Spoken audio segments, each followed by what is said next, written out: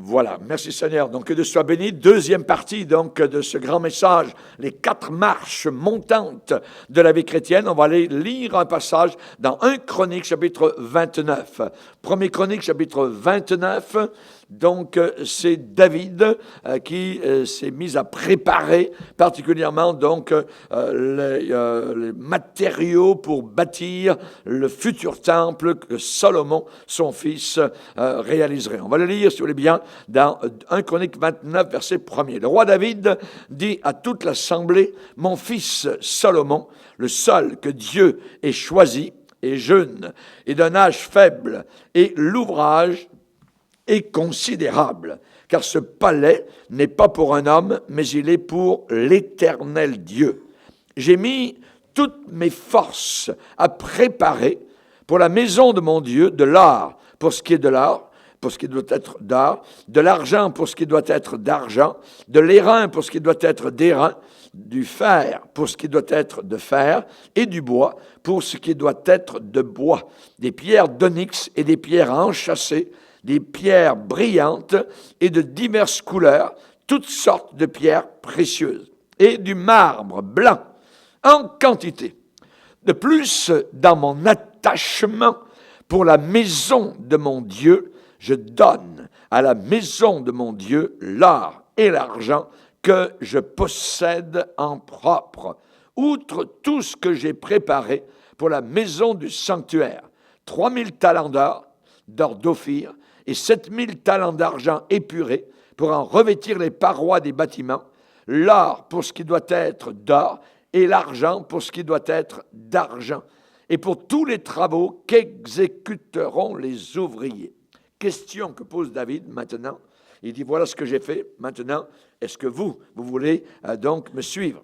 Qui veut encore présenter volontairement aujourd'hui ses offrandes à l'Éternel? La réponse, verset 6, les chefs des maisons paternelles, les chefs des tribus d'Israël, les chefs de milliers et de centaines et les intendants du roi firent volontairement des offrandes. Ils donnèrent pour le service de la maison de Dieu 5000 talents d'or, 10 000 darics, 10 000 talents d'argent, 18 000 talents d'airain et 100 000 talents de fer. Ceux qui possédaient des pierres les livrèrent pour le trésor de la maison de l'Éternel entre les mains de Jéhiel, le Gershonite. Le peuple se réjouit de leurs offrandes volontaires, car c'était avec un cœur bien disposé qu'ils les faisaient à l'Éternel. Et le roi David en eut aussi une grande joie. Amen. Seigneur, nous te bénissons, Seigneur, pour ces exemples, ces choses qui ont été écrites à l'avance pour notre instruction. Nous te bénissons, Seigneur, pour ta sainte parole.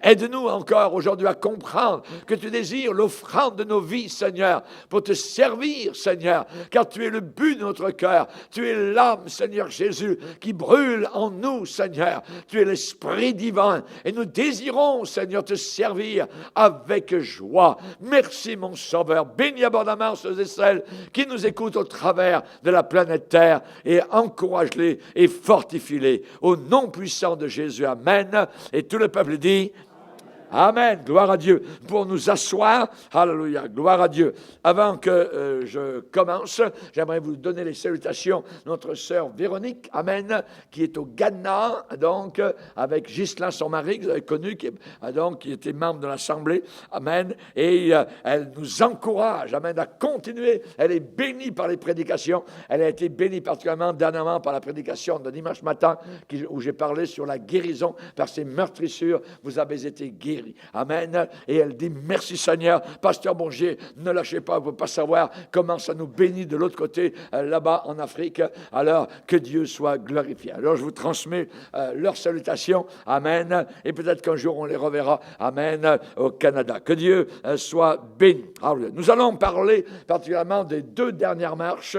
Donc, dans notre sujet, on voit dans ce message qu'il y a 4 marches, 4 pas, ascension intentionnel, donc, et on sait que Dieu était un homme, David était un homme selon le cœur de Dieu, et particulièrement, il désirait construire un palais au Seigneur, un temple. Et le Seigneur lui a dit, oui, c'est bien, tu as un bon désir, mais ce ne sera pas toi, parce que toi, David, tu as été toute ta vie un combattant, tu as été un guerrier, un homme de sang, et je vais faire en sorte que ce soit ton fils Salomon, donc, qui va construire ce grand temple. Et évidemment, donc, c'est là que David a offert, a préparé donc les matériaux pour ce temple-là. Il a donné une partie de son argent lui-même, et une fois qu'il l'a fait, il a dit, qui veut encore présenter volontairement aujourd'hui ses offrandes à l'Éternel. Et on voit la réponse, donc plusieurs ont apporté donc pour aider dans ce fonds de construction pour le temple à Jérusalem. Et nous voyons particulièrement donc que les gens avaient un cœur bien disposé. Qui veut présenter volontairement aujourd'hui ses offrandes? La parole de Dieu nous demande de nous offrir nous-mêmes au Seigneur. La plus belle offrande que nous pouvons faire au Seigneur, c'est premièrement notre cœur. Mon fils, donne-moi ton cœur. Amen. Dieu désire le cœur. Une fois qu'il a le cœur de la personne, alors il peut évidemment diriger ce cœur là où il le veut, là où il le désire. Alors servir Dieu, présenter au Seigneur notre offrande, évidemment, eh bien, il y a 4 marches. Et c'est les 4 marches de la vie chrétienne. On a vu ce matin la première marche. Vous ne pouvez pas servir Dieu si premièrement vous n'êtes pas sauvé. Voyez, on peut être religieux, on peut venir à l'église, on peut chanter, même lire la Bible, mais sans être sauvé. Voyez, être sauvé, eh bien, ça comporte certains éléments. Pour être sauvé, on l'a vu ce matin, il faut premièrement reconnaître qu'on est perdu. Voyez, le Seigneur n'est pas venu sauver des gens déjà sauvés, il est venu sauver des gens perdus. Il a dit, je ne suis pas venu pour des justes, mais des pécheurs. Amen. Es-tu un pécheur?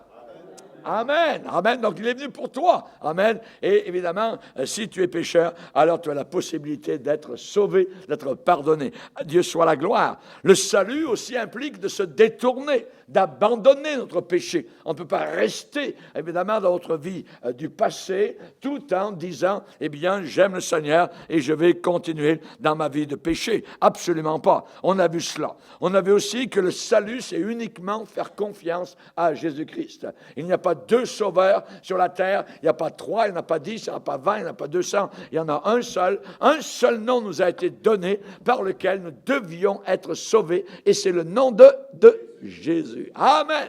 Amen. Gloire au Seigneur. Un seul nom. Le nom de Jésus qui nous sauve. Alléluia. Gloire à Dieu. Ensuite, on a vu la deuxième marche ascendante pour servir le Seigneur. Eh bien, c'est la séparation. S'être séparé, évidemment, donc, tout en vivant dans un monde pécheur, eh bien, nous sommes séparés de cœur. Notre cœur est décrit dans la Bible sous une forme, je dirais, particulière, être circoncis de cœur. Voyez, auparavant, dans l'Ancien Testament, les Juifs étaient circoncis dans leur corps pour montrer, évidemment, leur attachement à l'Éternel, mais maintenant, ce n'est plus une circoncision dans le corps qui est importante, c'est la circoncision du cœur. Ça veut dire que notre cœur a été touché par le Seigneur, a été mis à part, donc, pour notre Dieu. Alléluia. Donc, nous sommes séparés. Nous l'avons vu, évidemment. Et nous allons passer maintenant à la troisième marche ascendante.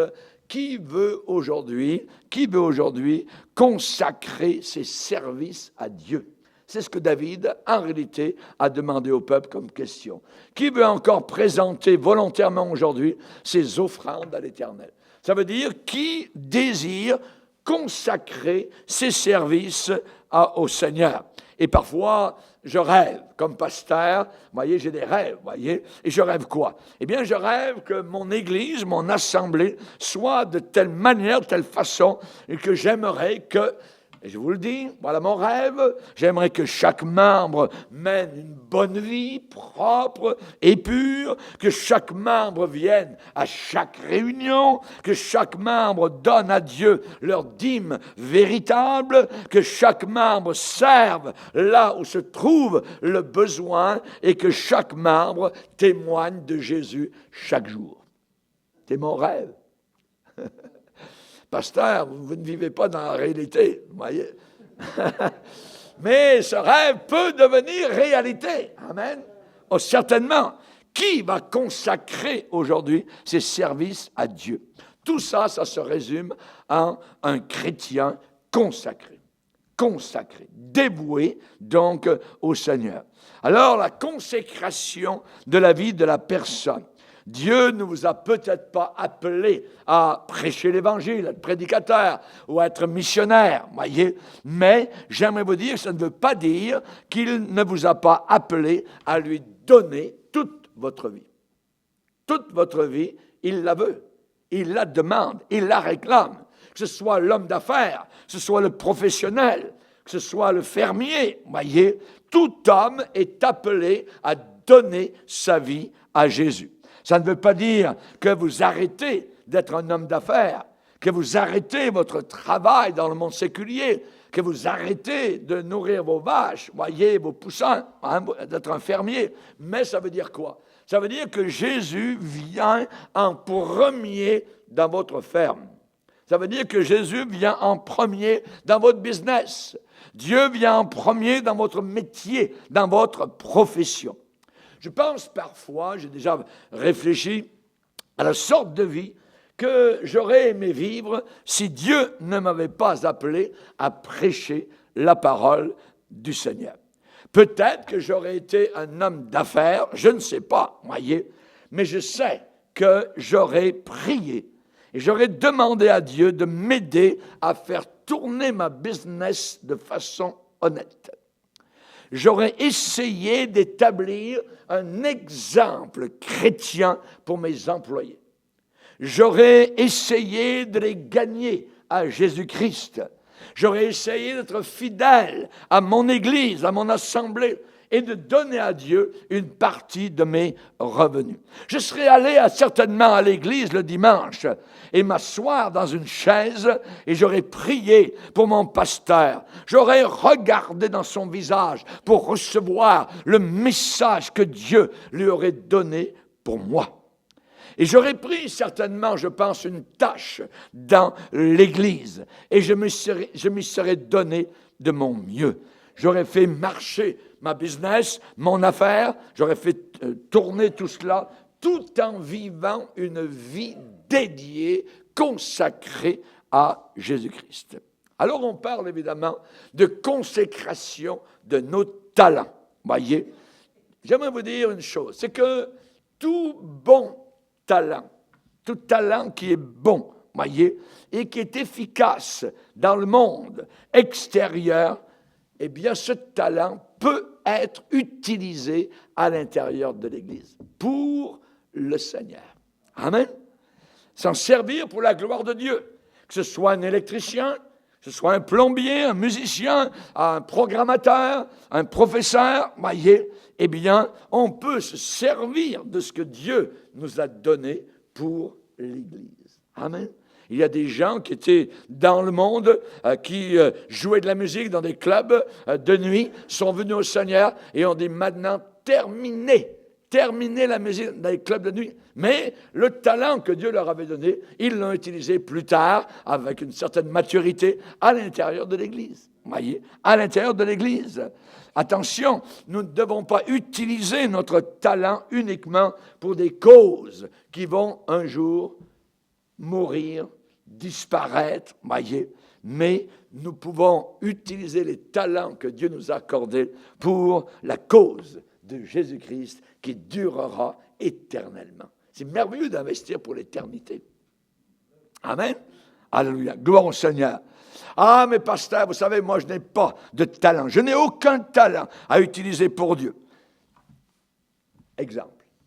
Un dimanche matin, un bébé se met à pleurer dans l'assemblée. Voyez, pourriez utiliser votre talent, vous le levez avec discrétion, aller vers la maman et vous proposer d'amener ce bébé dans la pouponnière.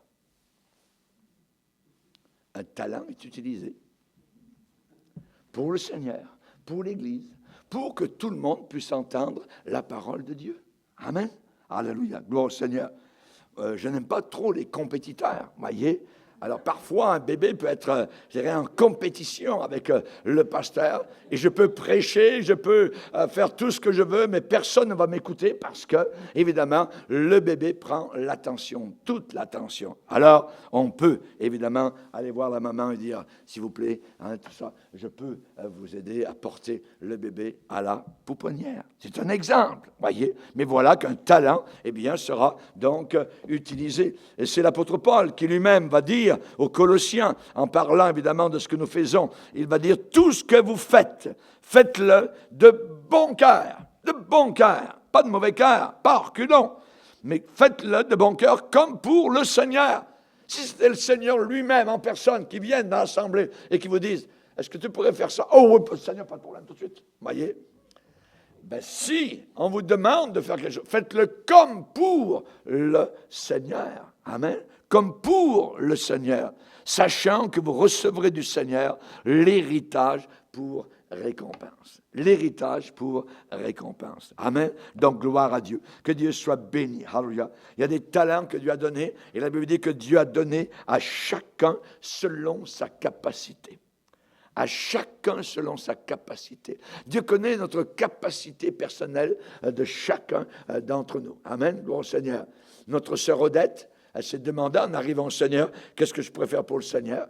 Et pof, le Seigneur lui a mis dans le cœur de faire des petites Bibles, alléluia, gloire au Seigneur, alléluia, et elle découpe ses feuilles, des versets, tout ça, elle les fait, tout ça, elle les place, tout ça, c'est des beaux petits passeports pour le ciel qu'on peut donner, alléluia, et moi j'en emporte en mission, et en mission les gens les donnent, et écrivent pour en avoir, ah, pasteur, il n'y en a plus, tout ça, voyez, amen, gloire au Seigneur, c'est un exemple, on peut évidemment faire toutes sortes de choses, hein, le Seigneur est capable, il est très inventif, évidemment, donc pour nous faire réaliser ce que lui désire. Rappelons-nous que le Seigneur a donné l'exemple dans la parabole de monsieur, 1 talent, 2 talents, monsieur 3 talents, tout ça. Il y en a qui ont fait fructifier, mais monsieur 1 talent a eu son talent, mais est allé le cacher dans le sol. Et au jour, évidemment, du compte à rendre, il est allé sortir son talent. Savez-vous, il s'est retrouvé en enfer. Serviteur inutile, a dit le Seigneur. C'est quelque chose de grave. On devrait relire, évidemment, donc tout cela. Alors, consécration, évidemment, donc de la vie de la personne. David a dit, qui veut encore consacrer ses services à Dieu? Consécration de nos talents au Seigneur. Consécration du temps. Le temps. Et ce que nous entendons généralement, j'ai pas le temps. J'ai pas le temps. Voyez? Alors ce temps, où est-ce qu'il passe? Où est-ce qu'il passe ce temps? La Bible dit de racheter le temps. La Bible dit que le temps est court. Rachetons le temps. Voyez? Pourquoi le pasteur, cette année, sera sorti à l'extérieur outre-mer 7 fois? Imaginez. C'est la première année que ça se passe comme ça. Voyez? Je me demande mais comment moi-même je suis arrivé à faire ça. Voyez? C'est le Seigneur. C'est le Seigneur.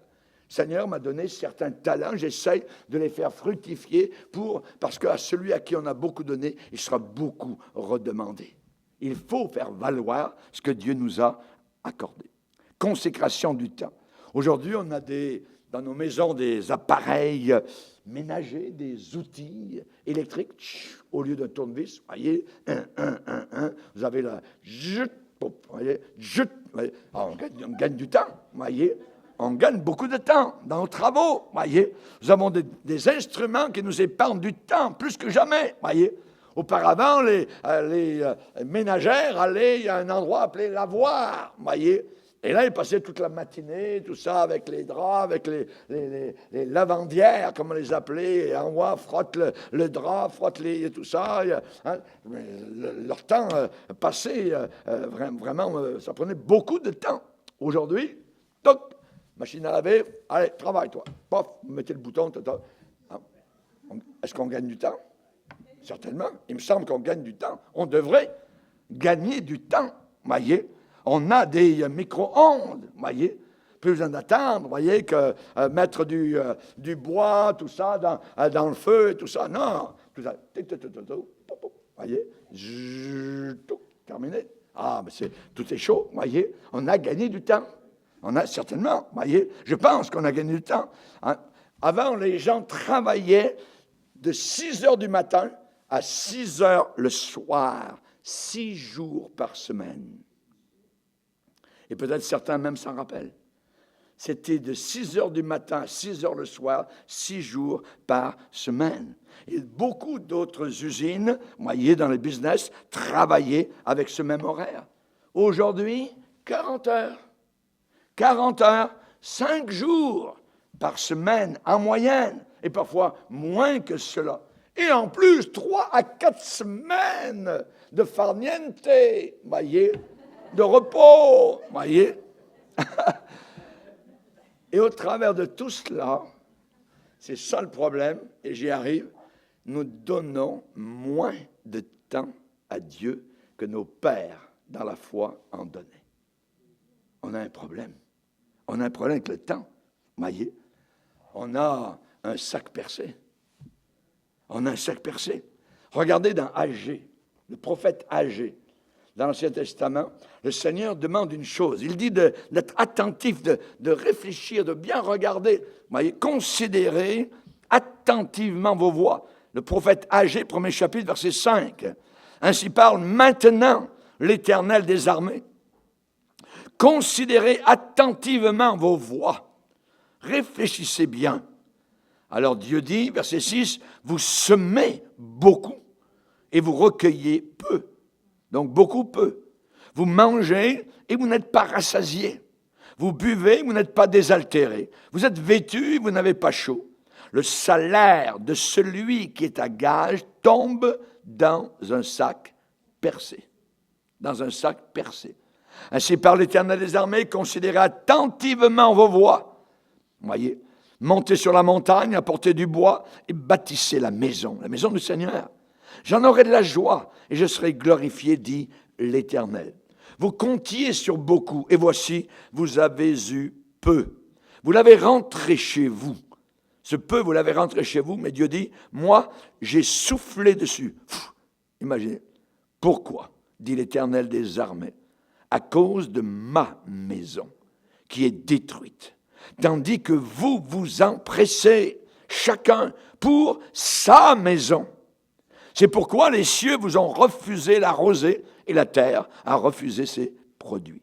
Ouais. Donc, Dieu déclare, considérez bien, ma maison. Ma maison, ça veut dire l'œuvre de Dieu. Ça veut dire la Bible, la parole de Dieu, le temps avec Dieu, le témoignage pour Dieu, tout ce qui est fait pour le Seigneur. Voyez, vous avez travaillé beaucoup, vous avez recueilli peu, et Dieu dit, j'ai soufflé dessus. Vous avez été au guichet automatique, hein? Voyons, mon compte est à 0. Dieu a soufflé dessus. Voyez, ça a disparu. Est arrivé un problème, arrivé une difficulté, arrivé que ça a pris tout votre argent, vous avez dépensé énormément pour pas grand-chose. Voyez, Dieu a soufflé dessus. Alors attention, ma maison, ma maison.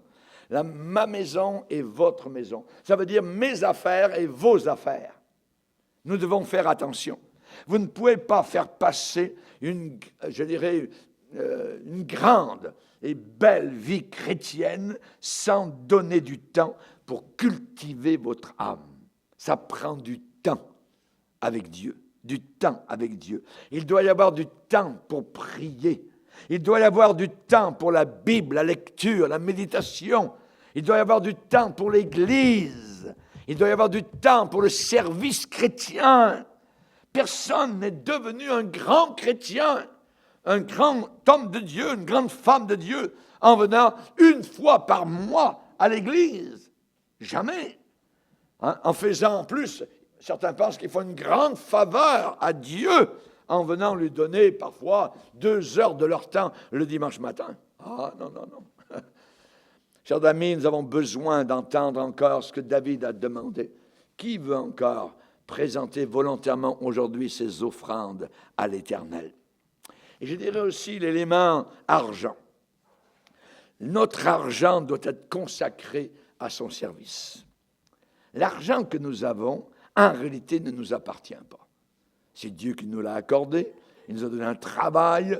Il nous a donné, je dirais, l'intelligence pour être diplômé, avoir un certain standing de vie. Mais c'est lui qui nous a accordé cela. L'argent est une partie vitale de toute vie humaine. Ça fait partie de la vie, l'argent, voyez. Et vous ne pouvez pas aller plus haut dans la vie chrétienne tant que vous ne faites pas un bon usage de votre argent. Il y avait un pasteur un jour qui se trouvait dans un dépanneur, et il avait un petit gars qui était à côté de lui et qui regardait le pot de bonbons. Il était debout sur ses petits pieds, tout ça, et il y avait le pot de bonbons, tout ça. Le pasteur a pris un $2 et il l'a donné donc au monsieur en disant donnez-lui les bonbons qu'il veut, s'il vous plaît. Voyez. Et donc, le petit garçon a choisi lui-même les bonbons qu'il désirait. Le marchand a souri, il a dit OK, mon petit gars, quelle sorte de bonbons veux-tu? Et il lui a donné donc rapidement tout un petit sac de bonbons, voyez, et évidemment le petit garçon l'a mis presque tout entier dans sa bouche, et le pasteur a regardé le petit garçon. C'est bon, n'est-ce pas? Le petit garçon est en train d'avaler tous les bonbons. Oui. Il a continué évidemment donc à manger les bonbons, et le pasteur lui a tendu la main. Et si tu m'en donnais un? Et si tu m'en donnais un? Et l'expression du visage de l'enfant s'est refermée. Il a changé de visage, il a serré le petit sac de bonbons fort contre lui, et il a dit « Monsieur, c'est à moi, c'est à moi !» Et pouf, il est parti par la porte dehors. Et c'est exactement comme ça que certains chrétiens traitent Dieu. C'est à moi. Dieu dit un. Rends-moi-en un. Un dixième. La dîme. Dieu nous donne toutes choses. Puis, quand il nous demande une petite partie, voyez, nous crions, c'est à moi, c'est à moi, c'est mon argent. Et nous gardons pour nous-mêmes notre part, voyez, la part qui normalement revient à Dieu. Revient à Dieu. Jésus a dit, rendez à César ce qui est à César, les impôts, les taxes, et rendez à Dieu ce qui est à Dieu. Les dîmes et les offrandes. Jésus a dit, il y a plus de joie à donner qu'à recevoir. Ce plus de joie, il est dans les chrétiens fidèles qui, de façon régulière, payent leurs dîmes donc au Seigneur. Il y a plus de joie à donner qu'à recevoir, voyez. Et nous devons donner avec quelle attitude? Sans tristesse, sans contrainte, pas forcée, parce que Dieu aime une catégorie de personnes. Il aime celui ou celle qui donne avec joie. Amen. Gloire au Seigneur. Il y avait un pasteur qui, dans son église, avait un beau jeune homme pour s'occuper de tout le département de l'école du dimanche. On aimerait bien ça ici dans l'église, voyez, ça aiderait mon épouse. Et ce jeune homme, dans cette assemblée, payait toujours ses dîmes. Régulier, voyez. Et tout le monde dans l'assemblée l'aimait. Et il a ouvert un jour sa propre business.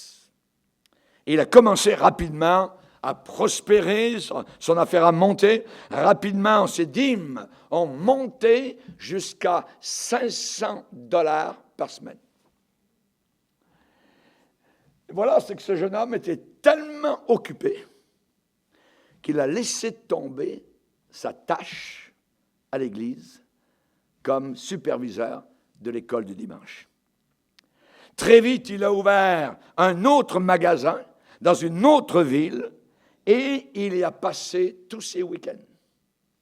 Toutes les fins de semaine étaient pour sa business. Il a finalement cessé d'aller à l'assemblée. De temps en temps, il continuait à payer ses dîmes, elles étaient encore à 500 $ par semaine. Et un jour, le pasteur l'a rencontré et lui a parlé. Il lui a dit, Jean, j'ai quelques soucis pour toi. C'est que tu manques pas mal de réunions ces temps-ci. Et tu sembles perdre totalement de l'intérêt pour l'œuvre de Dieu et l'œuvre de l'Église. Et j'ai remarqué, tu ne continues pas à donner de façon régulière toutes tes dîmes au Seigneur.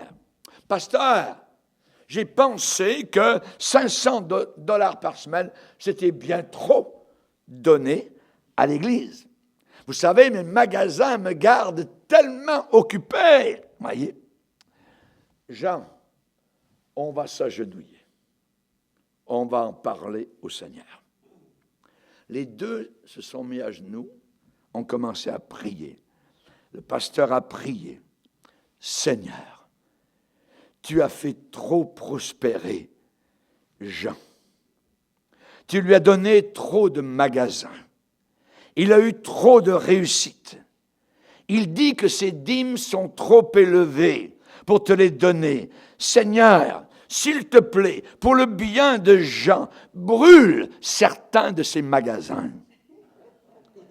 Que certains de ses magasins fassent faillite.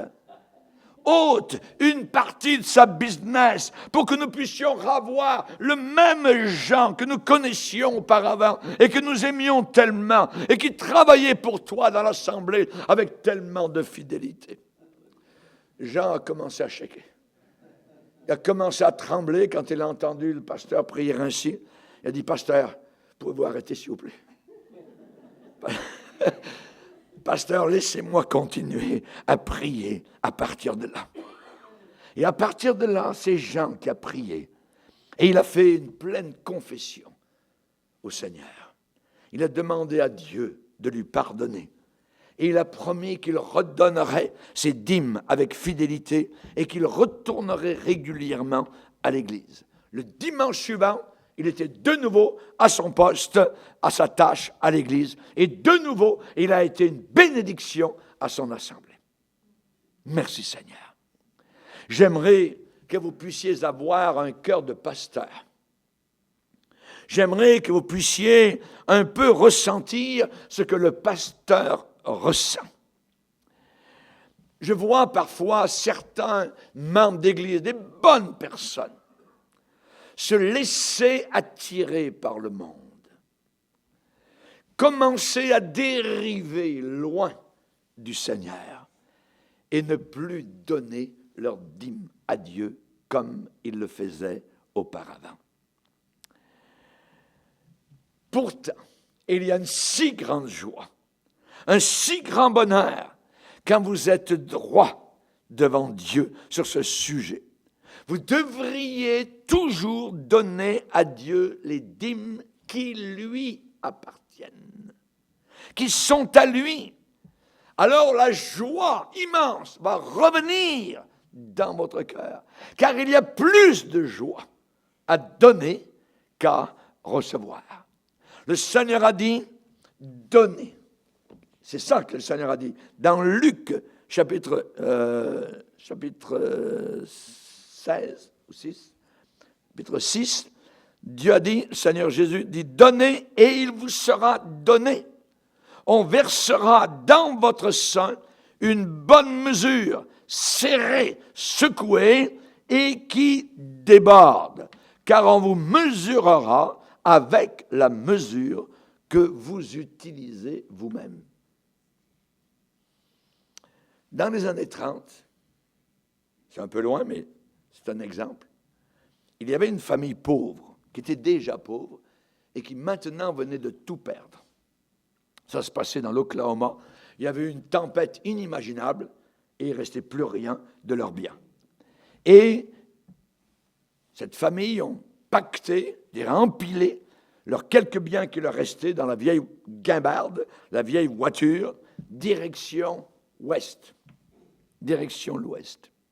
Le mari a trouvé suffisamment de travail pour les amener jusqu'à Santa Fe, au Nouveau-Mexique. Et là, quand ils étaient là, une tempête de neige les a obligés à s'arrêter. Ils se sont réfugiés dans une maison de passage pour touristes, avec si peu d'argent, évidemment, ils ne pouvaient pas payer plus. Et l'épouse était dans les derniers stages de la tuberculose. Elle a été emmenée à l'hôpital de la Charité de cette ville.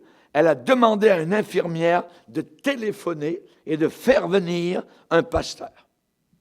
Un pasteur de la région, est arrivé rapidement donc à l'hôpital et il a trouvé la femme en train de mourir avec ses 3 pauvres petits-enfants qui étaient vêtus très légèrement alors que la neige était à l'extérieur. Et cette mère s'est tournée vers l'une de ses filles et elle a dit, « Voudrais-tu aller dans la valise et donner l'argent de Jésus au pasteur? » La fille est allée dans la vieille valise, il y avait 33,57 $ de l'époque. Elle a placé l'argent, la fille, dans les mains du pasteur. La femme a dit, « Pasteur, c'est la dîme de tout l'argent que mon mari a été capable de gagner depuis que nous avons quitté chez nous dans l'Oklahoma. Mettez cet argent avec les dîmes des chrétiens à l'église.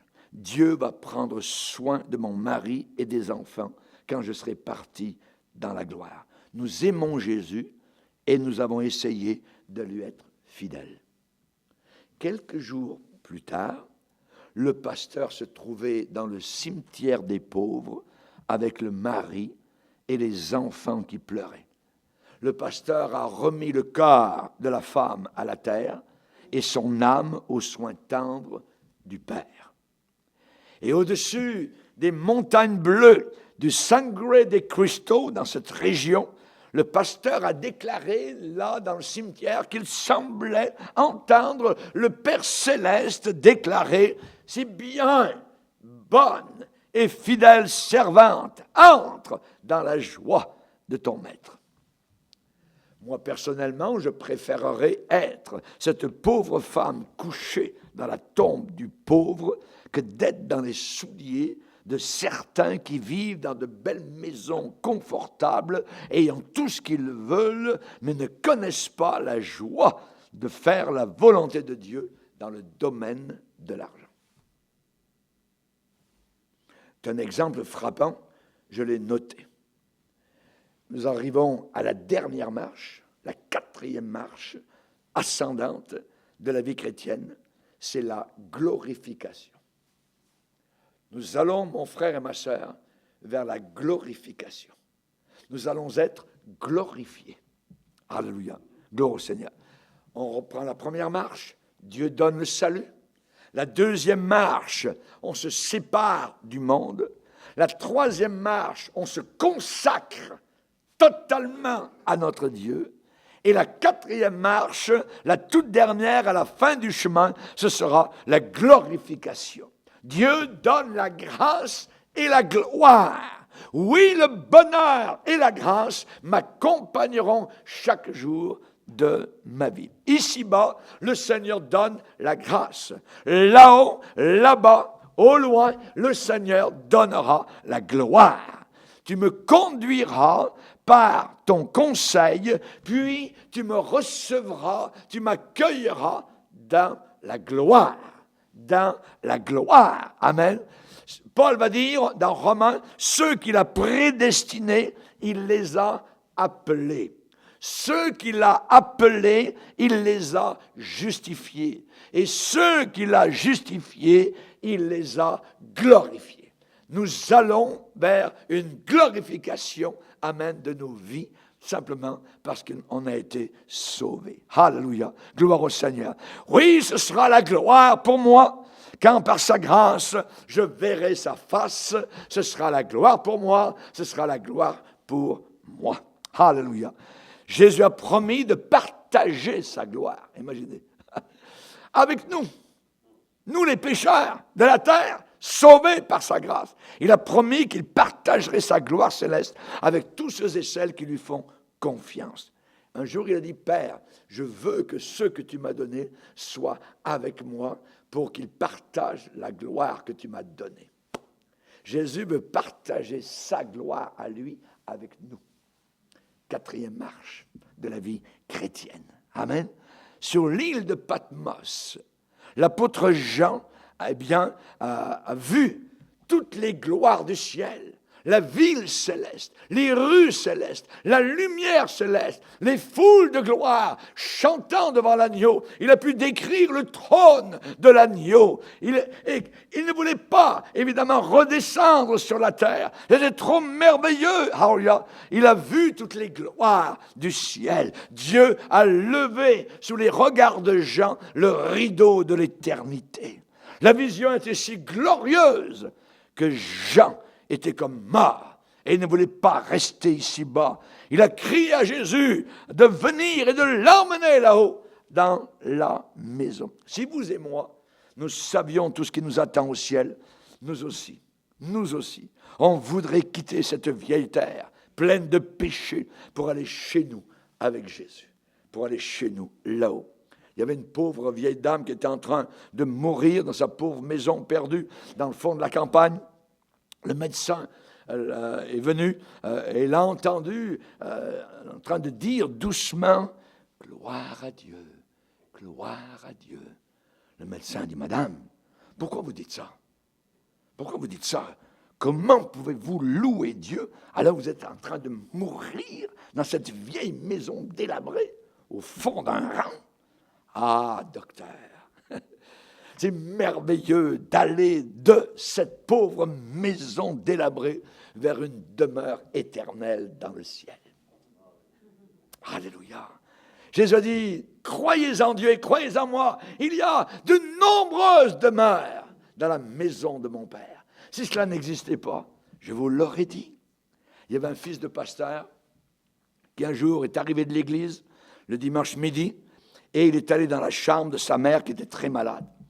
Le garçon est entré dans la chambre, voir comment se portait sa maman, sa mère, et la dame a dit, sur quoi ton père a-t-il prêché ce matin? Et le fils a répondu, il a prêché sur les seules choses qui demeurent, la foi, l'espérance, le salut et Jésus. Oui, mon fils, ce sont vraiment les choses qui demeurent. Le fils est retourné dans la cuisine, il a pris son repas, il a mangé, voyez, le repas du dimanche. Et quand il est retourné pour aller voir la maman, elle était déjà partie pour aller au ciel. Les seules choses qui demeurent, la foi, l'espérance, Jésus et son salut, c'est les choses qui comptent. Notre foi, notre amour, notre espoir en Jésus. Je vous supplie de venir sur le chemin d'une vie chrétienne consacrée. Amen. Montez les marches. Amen. Avec Jésus à vos côtés. Être sauvé par Jésus-Christ, son sang. Amen. Et à la fin du chemin, vous allez trouver la gloire. Glory. Ça sera la gloire qui nous attend. La joie du ciel que vous avez tellement attendue. L'apôtre Pierre a dit, c'est ainsi, en effet, que l'entrée dans le royaume éternel, notre Sauveur et Seigneur Jésus, vous sera pleinement accordée. Paul a dit, le Seigneur me délivrera de toute œuvre mauvaise et il me sauvera pour me faire entrer dans son royaume céleste.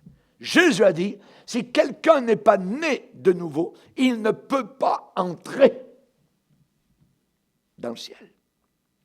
Alors il y a une porte étroite. Et Jésus a dit que va arriver un jour où beaucoup chercheront à entrer et ne le pourront pas. Et ne le pourront pas. Quand le maître de la maison sera levé, il aura fermé la porte. Fermé la porte. Et que vous étant dehors, vous commencerez à frapper à la porte en disant « Seigneur, Seigneur, ouvre-nous !» Il vous répondra « Je ne sais pas d'où vous êtes. » Alors vous vous mettrez à dire, mais nous avons mangé, nous avons bu devant toi, tu as enseigné dans nos rues. Il répondra, je vous le dis, je ne sais pas d'où vous êtes. Retirez-vous de moi, vous tous, ouvriers d'iniquité. Et Jésus de dire, c'est là qu'il y aura des grincements de dents, quand vous verrez Abraham, Isaac, Jacob, tous les prophètes dans le royaume de Dieu, et que vous serez jetés dehors. Il en viendra de l'Orient, de l'Occident, du Nord et du Sud, et se mettront à table dans le royaume de Dieu. Il y en a des derniers qui seront les premiers, et des premiers qui seront les derniers. Vas-tu être à table, là-haut dans la gloire? Aujourd'hui, je vous ai parlé de ces 4 marches de la vie chrétienne. Il faut nous préparer. Il faut se préparer. Si vous avez regardé une fiancée ou une future épouse, et vous la connaissez, vous savez qu'elle va se marier, tout ça, elle se prépare au mariage, et quelqu'un va se poser la question en disant, je me demande à quoi elle pense. Je me demande à quoi elle pense. Qu'est-elle en train de faire? Réponse, elle se prépare pour le jour de son mariage. Oui, mais comment se prépare-t-elle? De quelle façon? Réponse, premièrement, elle ne porte plus beaucoup d'attention sur sa maison actuelle. Elle ne regarde plus si actuellement c'est confortable ou inconfortable. Non, elle est, semble-t-il, un peu détachée du lieu où elle habite actuellement. Parce que bientôt, elle va quitter ces lieux pour aller habiter et vivre avec son futur époux, son mari, après leur mariage. Et c'est exactement cela. Exactement cela. Plus elle porte son attention sur ses circonstances actuelles, sur ce qu'elle va laisser derrière elle, moins elle sera capable de porter son attention en haut sur le lieu où elle s'en va vivre. Vous m'avez compris? Elle sait que son temps, dans sa maison actuelle, c'est temporaire, c'est limité, et elle ne doit pas avoir de plus en plus d'attachement, vous voyez, par rapport à ce qu'elle vit actuellement, mais au contraire, de moins en moins. De moins en moins. Ce qu'elle doit faire, c'est traiter ces choses avec légèreté, dans un certain détachement. Maintenant, c'est le temps d'un let go, d'un laisser aller. On se prépare à dire au revoir, voyez, bye bye. Tout ce qu'elle a connu dans le passé, tout ce qu'elle a vécu chez elle, eh bien, ça va être terminé. Ça sera terminé, voyez. Tout ce qu'elle doit faire maintenant, c'est se servir de ce qu'elle a pour se préparer à son mariage et à sa vie future. Alléluia. Elle se prépare à partir. Elle se prépare à dire bye-bye pour sa vie future, non pas en décorant son habitation actuelle, en améliorant son habitation actuelle, mais en, je dirais, s'améliorant elle-même. En se décorant elle-même, en s'embellissant elle-même, elle se prépare. L'Église doit se préparer. Prépare-toi à la rencontre de ton époux. Tu t'en vas vers un mariage. Le domaine spirituel, c'est exactement pareil. Voyez, Paul va dire, je vous ai fiancé à un seul époux. Si vous appartenez à Dieu, vous êtes son épouse. Vous êtes son épouse. Et le monde, c'est votre résidence actuelle, votre tente actuelle, votre foyer actuel. Et en tant que fiancé de Jésus, l'attention de toute votre vie ne peut plus être sur ce monde, sur vos circonstances, sur le fait de savoir si vous êtes confortable ou inconfortable. Paul a dit, j'estime que les souffrances du temps actuel n'ont même pas comparable avec la gloire à venir. Avec la gloire à venir. Attachez-vous aux choses d'en haut et non pas à celles qui sont sur la terre. Amen.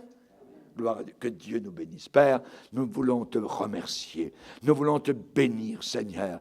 Alors, pour l'enregistrement dans nos pensées de ta pensée. Nous te bénissons, Seigneur. Nous voulons nous attacher à toi. Nous voulons nous préparer, Seigneur, à cette rencontre fulgurante, Seigneur. Bientôt, ce sera la glorification. Alléluia. Nous goûtons déjà ici-bas sur terre la joie d'être sauvés, d'être pardonnés, Seigneur. Commence cela se fait-il? Nous ne le comprenons même pas. Nous savons uniquement que c'est grâce à ton Fils bien-aimé, à son sang, à ses souffrances, à son amour sur la croix du Calvaire. Alors nous te disons un grand merci, Seigneur. Aide-nous, Seigneur, à nous considérer comme étrangers et voyageurs sur la terre. Bientôt nous arriverons à destination. Dans le nom puissant de Jésus, amen. Et tout le peuple dit amen. Gloire à Dieu. On va se lever ensemble pour bénir le Seigneur. Si certains ont besoin de prière.